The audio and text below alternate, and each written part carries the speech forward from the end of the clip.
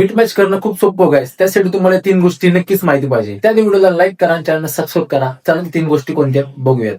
First point असतो गाईस आपल्याला BPM म्हणजेच बीट पर मिनिट. कधी पण लक्षात ठेवायचं काय, ज्यावेळेस तुम्हाला हे गाणं चालू असेल आणि या साईडचं गाणं तुम्हाला मिक्सिंग मॅच, त्यासाठी गाईस फर्स्ट तुम्हाला बीपीएम मॅच करायचं जो असतो आपल्या इथं.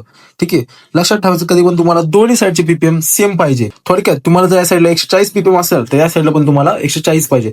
जर या साईडला 135 असेल त्या साईडला पण 135. जो या साईडला बीपीएम असेल तोच बीपीएम तुम्हाला या साईडला पाहिजे. बीपीएम म्हणजे थोडक्यात गाण्याची स्पीड असती, ते तुम्हाला दोन्ही पण सेम मॅच करायचंय. सेकंड असतो गाईज आपला प्ले म्हणजेच बीट आणि बार.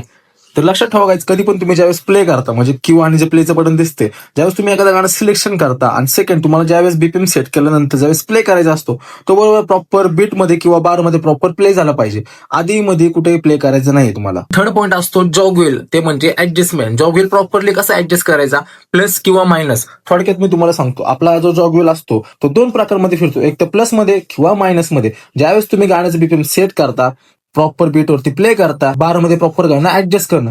ते म्हणजे कसं गायचं, या साईडचा ट्रॅक प्ले, या साईडच्या ट्रॅक मध्ये तुम्हाला हे वालं गाणं ऍडजस्ट करायचं. त्यासाठी काय करायचं, ज्यावेळेस हे गाणं रनिंग मध्ये तर तुम्हाला बघायचं की या गाण्याच्या कंपेअर मध्ये हे वालं गाणं पुढे का मागे.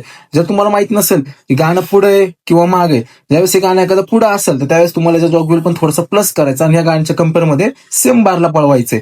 आणि ज्यावेळेस हे गाणं जर मागे असेल आणि तुम्ही हे गाणं प्ले केल्यानंतर पुढे गेला असेल तर त्याला मागं वाढायचंय. थोडक्यात प्लस आणि मायनस, जसं मी सांगितलं प्लस आणि मायनस. कधी पण लक्षात ठेवायचं काय, जे गाणं तुम्ही प्ले केले त्या गाण्याच्या कंपेअर मध्ये ऑपोजिटचं गाणं पुढे का मागे तुम्हाला याच्याकडे लक्ष द्यायचंय.